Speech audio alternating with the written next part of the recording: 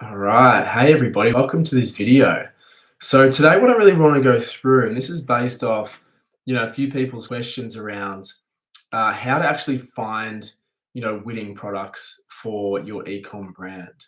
Now, this is sort of prefaced by saying that I don't have any expertise or really much knowledge around drop shipping. So you can, if you're interested in drop shipping or anything like that, disregard some of this, but a lot of it will actually stand for really selling anything. But I'm specifically talking about, manufacturing yourself or, your own Shopify store really that can, basically sell products that you either produce yourselves, have access to, and have that control over is probably what it's more like. But in terms of the fundamentals of what I'm going to go through, they still stand in terms of how you should actually start your own sort of Shopify store and how to look for products. Right. So, based on your experience, you may have had varying,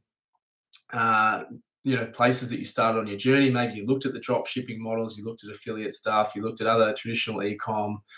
And what I want to go through is really some fundamentals that we did in our journey to start basically our business from the kitchen bench from scratch, how we came up with the concept and the idea of, cold pressed juice and cleansing programs itself, and how we've been able to kind of get to that, seven-figure level, that multiple six-figure month in revenue mark.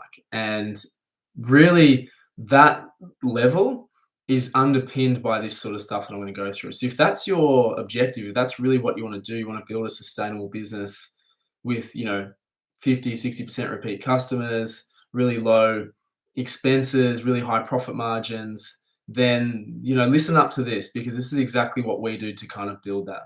Now, it obviously took a lot of hard work. I never deny that or try and hide that fact, and that's what it's going to take for you. But here's some fundamentals in how you can get going, okay? Because most people make the mistake of not even getting going. All right. So number one is to brainstorm and think about the experience that you have and the markets that you actually associate with currently. The reason you start with what you're interested in and what you would have some idea about is really because you can see the inner workings of what would be useful or what would be beneficial to that market. Okay. A big mistake that people make is basically coming up with this next bright idea about some industry that they don't have any experience or knowledge about. Okay. So, what we're looking for here in a market that you're intimate with or know about is an opportunity to move into that market to create something that is useful for them or improve upon something that is, you think you could do better, basically. Okay. So, we don't want to get into a space that we think people will want, right? We don't want to just create like, another yoga mat because that's what we think, but we have no intimate knowledge about what that industry actually wants. Okay. We want to know an industry so well that we know their frustrations, their pains, and their desires. Okay. And there's opportunities everywhere in every industry. And so that's why it's so important to have intimate knowledge about a particular industry, and even better if you've got experience in there to understand, as I say, those pains, problems, and desires. Because the most, sustainable product that you can actually come up with or introduce to the market is one that's going to continually solve problems. It's going to continually be useful for people. Okay. It's not going to be a flash in the pan kind of thing.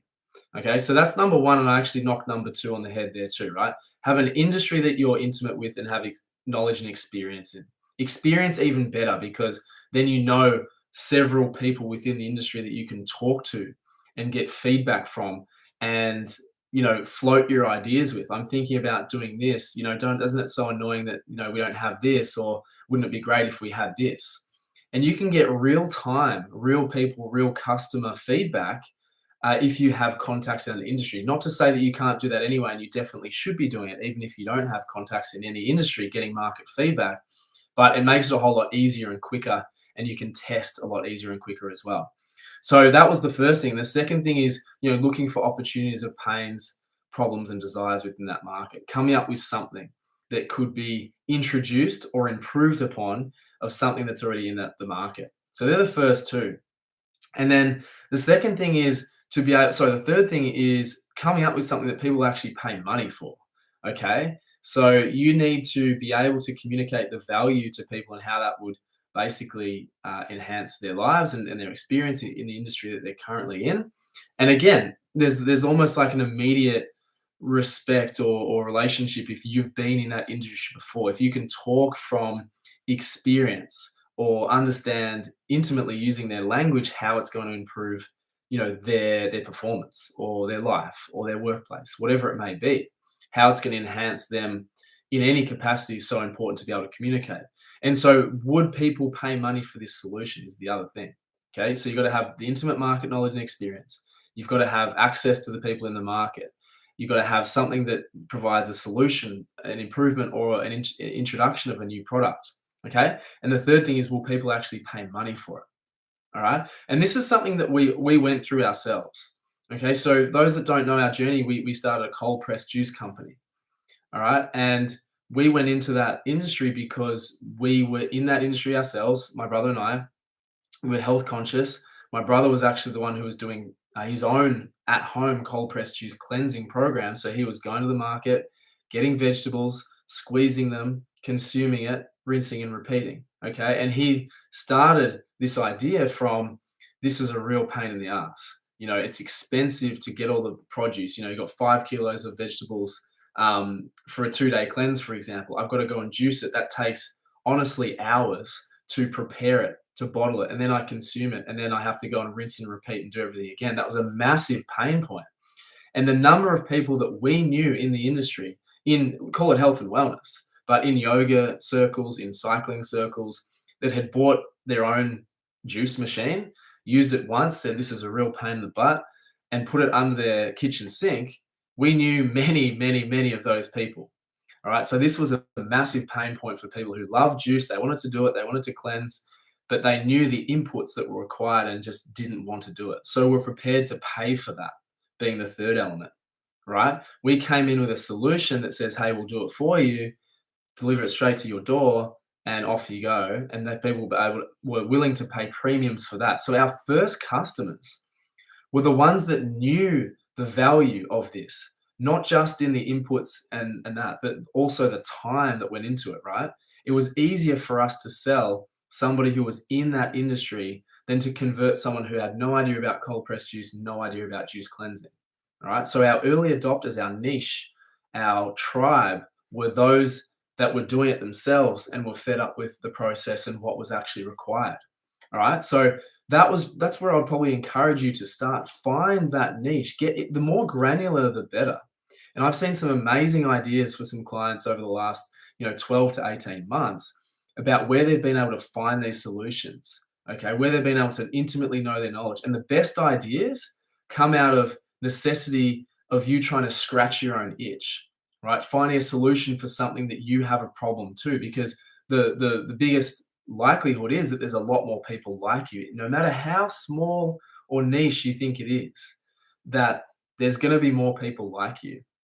And so the best ideas start with this. They start with a small idea, and then you can obviously sell to your immediate market that is in this tribe, this niche, and then it can become mainstream, a lot more mainstream. That's exactly what happened to us. Okay, we thought our market was this small, and now it's this big, and it's going to get bigger and bigger and bigger as our product becomes more adopted, cleansing the body and mind becomes more adopted, and that's our real advantage and how we've been able to literally go from zero to multiple six-figure months consistently, because we're solving problems for people in a market that we know so well, and people are prepared to pay the money for it, for that solution.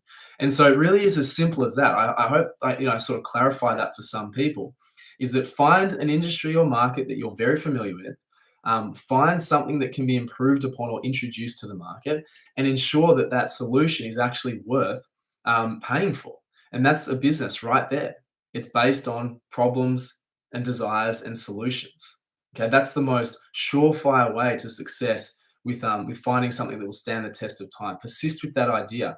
Keep building the tribe and the niche market, and you'll be able to get there in the end and persist with your business. So I hope that helps. Obviously, any questions, please do let me know. But I'll see you in the next one. Thanks.